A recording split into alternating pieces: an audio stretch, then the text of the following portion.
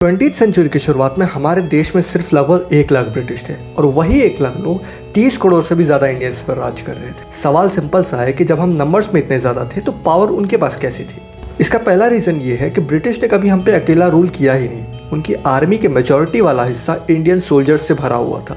जब east India company भी आई थी तब भी लगभग 80% उसके सिपाही इंडियन ही थे। मतलब सिस्टम उनका था लेकिन उस सिस्टम को चलाने वाले लोग हम खुद ही थे।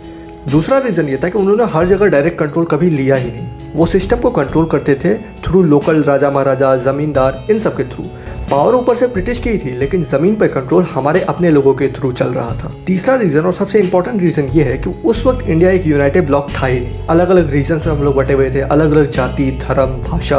और जब खुद को लोग इन छोटी आइडेंटिटी से डिफाइन करते हैं तो वो लोग कभी एक लार्ज मेजोरिटी का तरह एक्ट कर ही नहीं पाते। नंबर्स पावरफुल तभी होते हैं जब एक मेजोरिटी एक डायरेक्शन में मूव करे।